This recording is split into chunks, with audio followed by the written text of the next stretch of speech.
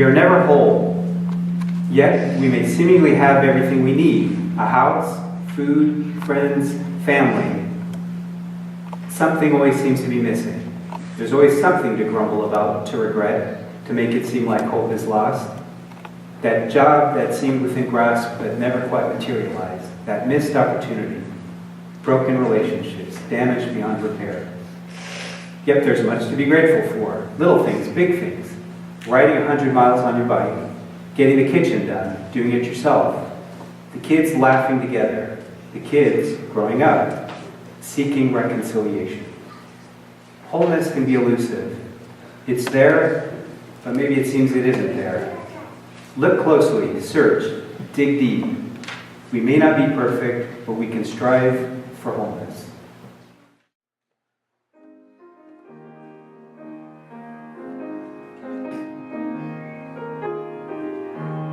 There's a river flowing in my soul. There's a river flowing in my soul. And it's telling me that I'm somebody. There's a river flowing in my soul. There's a river flowing in my heart. There's a river flowing in my heart. There we go. There's a river flowing in my heart. And it's telling me that I'm somebody. There's a river flowing in my heart. Flowing in my mind. There's a river flowing in my mind. There's a river flowing in my mind. And it's telling me that I'm somebody. There's a river flowing in my mind.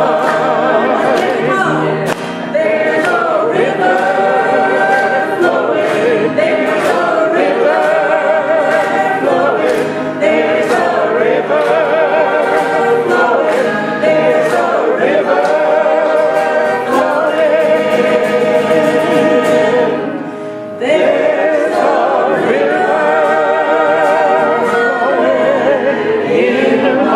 flowing in my soul.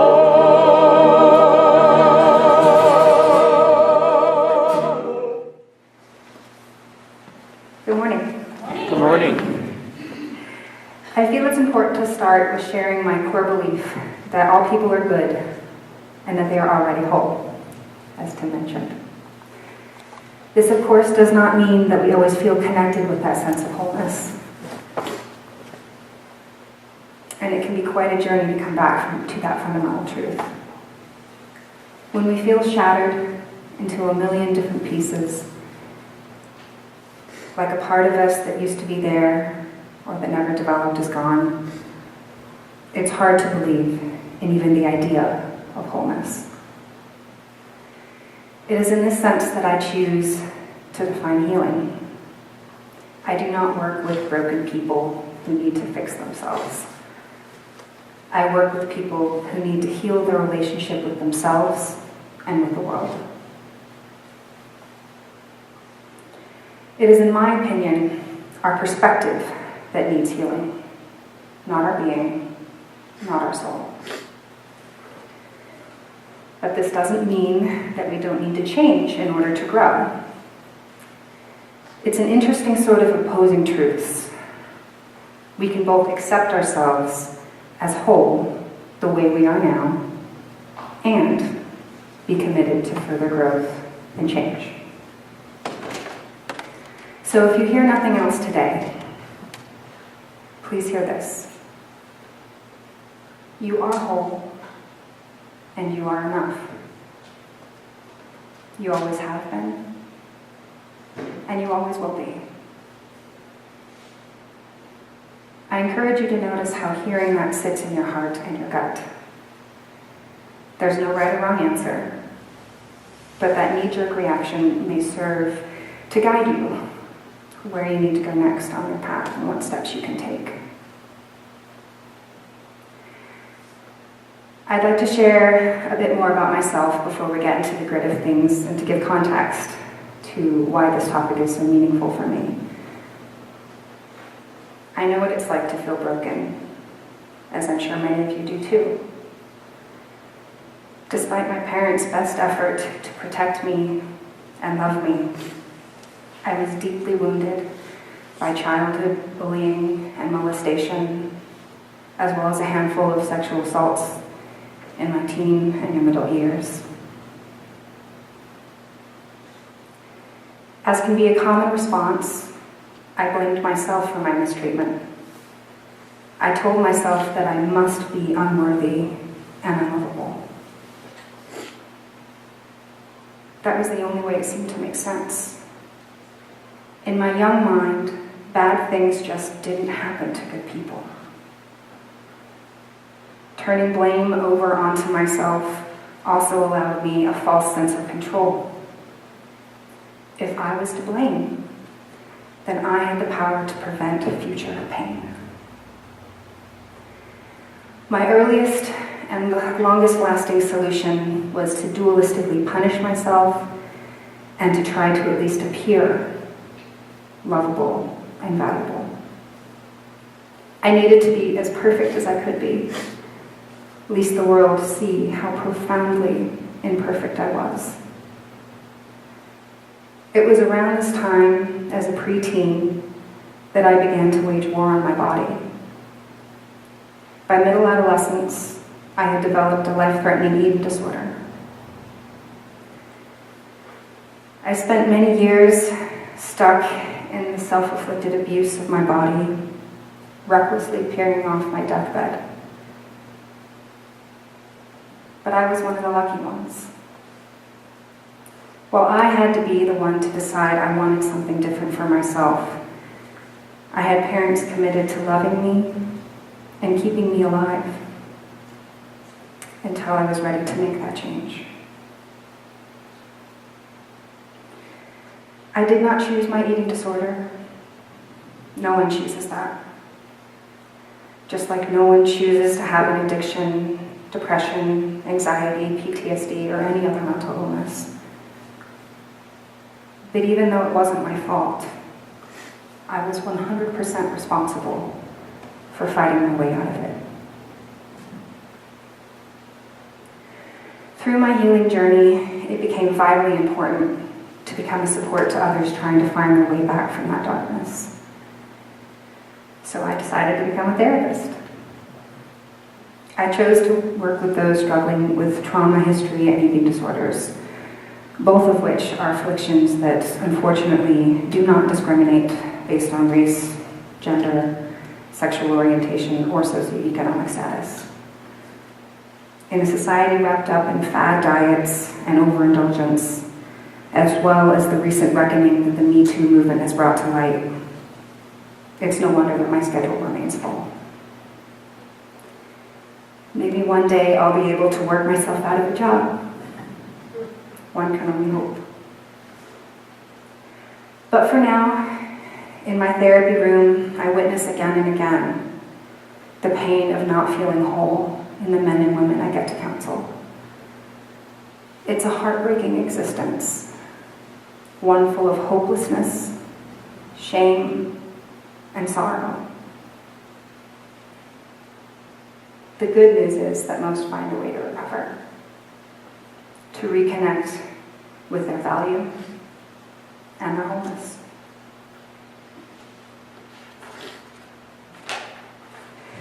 So back to this idea of reconnecting to self, the whole self. While I can't offer a step-by-step guide of how to do this, though I wish I could, I can share with you the insights that I've learned in my therapeutic work, as well as on my own journey. To start, from what I've learned, no one gets very far without a sense of safety. In the hierarchy of human needs, safety is the foundation. Without it, We are driven to obtain it before we can revert our focus back to our relationships or personal growth. This doesn't just mean being in a safe environment, while that's crucial, but it has to do with emotional safety. When we don't feel safe, we may be less open with others, and thus more prone to building emotional walls of protection around ourselves, or even a wall within ourselves, disconnecting our heart and our mind. While this may make sense in the short term to catch our bearings, this approach holds us back in the long run. Those walls erected to protect ourselves also serve to keep us caged in. It is trust, both in oneself and in others, that helps us to break down those walls. To reestablish trust, we have to challenge protection-based all-or-nothing thinking.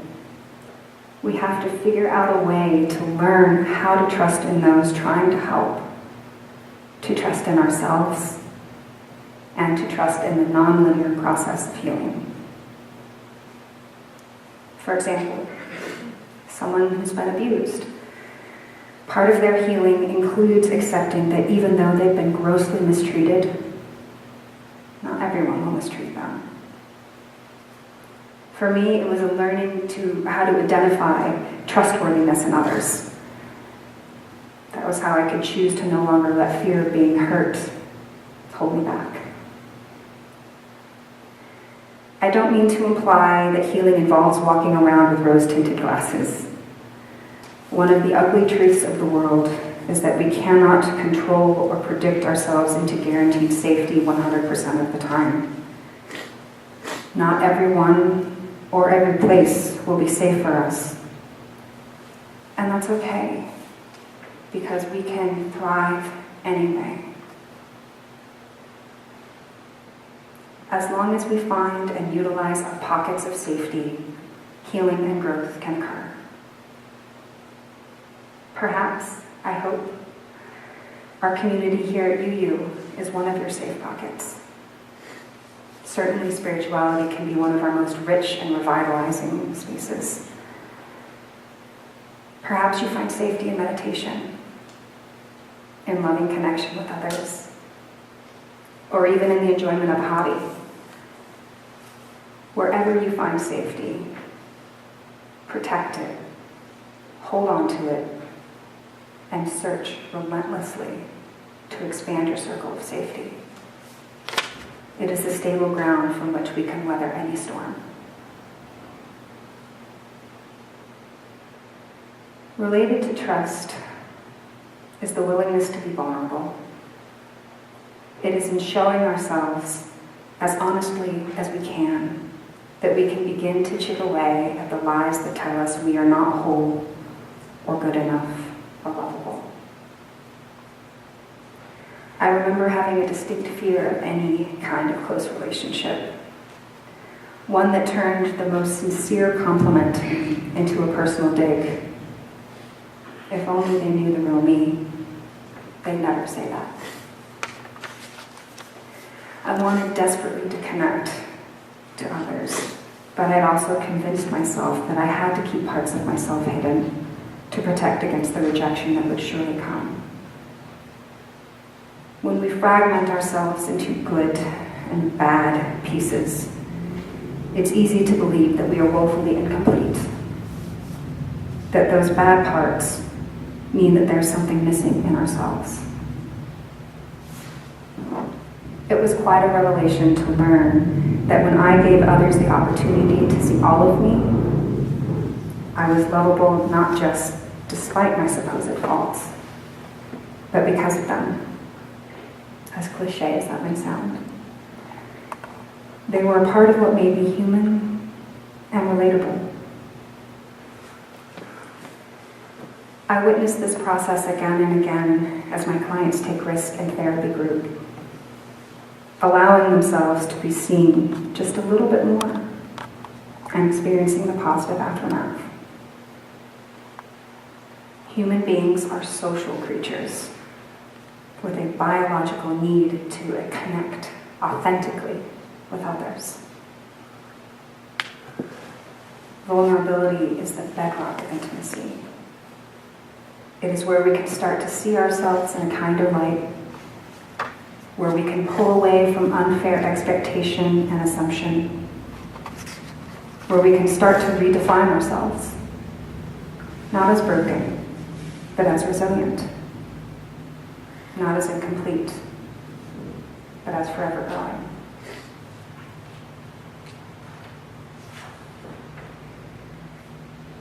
Another vital ingredient towards healing is optimism. I don't mean the glass is half full or every cloud has a silver lining kind of optimism, as that kind of optimism can unintentionally invalidate our pain. I don't believe that everything happens for a reason, and some things, bad things happen, which is completely unfair. There was no silver lining that justified the pain of one of my most beloved clients, who at 17 years old was charged with caring for her dying mother because her family couldn't handle to witness death staring back at them. There is no positive way to spin the aftermath of having one's body violated, as an alarming number of my clients have experienced. I guess a better word would be hope, even quiet hope. And I'd be so bold as to bet that everyone who walks through my door, or who walks through the doors into a spiritual or other healing community, already possesses the kind of hope I'm talking about. We need hope to take those brave first steps into the unknown. We wouldn't take the risk if there wasn't something inside of us whispering, there's something better out there. I remember when I was finally ready to give life without the armor of my eating disorder a try. I was terrified that my pain would consume me and that I wouldn't survive it. But I was also miserable where I was, and I dared to hope. Some part of me knew, believed, that life could be better. That's the kind of optimism that keeps us moving, however slowly, one step further at a time, even when we feel blind as to what's ahead of us. Lastly, but certainly not least important, is an insight I learned about in my first psychology course. Viktor Frankl, a psychiatrist and a survivor of the Holocaust, wrote the well-known book, Man's Search for Meaning. The gist of this book, which admittedly doesn't do it justice, is that there's a protective function that meaning and purpose creates within us. That we in fact need meaning and purpose, not only to thrive, but at a very basic level, to survive. I have come to view meaning and purpose in life as deeply connected with the belief that there is an essence, much greater than ourselves in this universe, but that we are also intrinsically tied to that greatness. There is something so beautifully healing in realizing that while we are only a small part of a larger whole, because we are a part of that larger whole, we share that vastness, depth, and completeness. Purpose and meaning may come in the form of spirituality for some, or even in the commitment to the greater good of humankind and our world. For me, I saw purpose in trying to help others pull themselves out from their own version of darkness. It's not easy work, mainly because the fierceness of my faith in the successful recovery of my clients is often met with an equally fierce belief in the inevitability of their failure. I do not claim to have all the answers or to know exactly how each person will forge their path back to healing and wellness. I can hope, especially on the harder days. I can bear witness in love by hearing the details of someone's story, especially the parts that they had previously defined as unspeakable. And I can love them, see the beauty of who they are, see them as the whole and complete being that they are, even when they can't. It's my way of paying forward the gift of hope and perseverance that I received from others when I was struggling. That's kind of what I think purpose is. Our own unique way of paying forward into our collective good.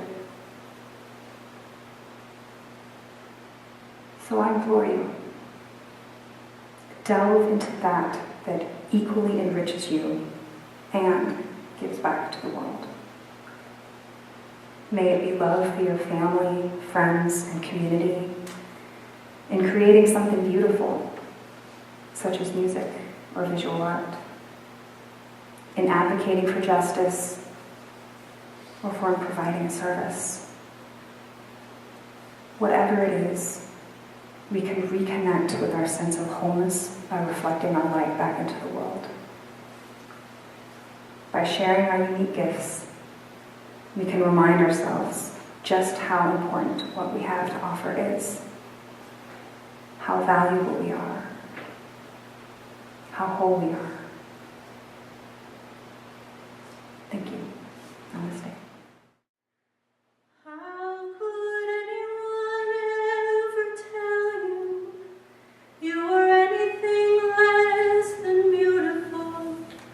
How could anyone ever tell you you were less than whole? How could anyone fail to notice that your loving is a miracle? How deeply you're connected to my soul. How could anyone ever tell you you were anything less than beautiful? How could anyone ever tell you you were less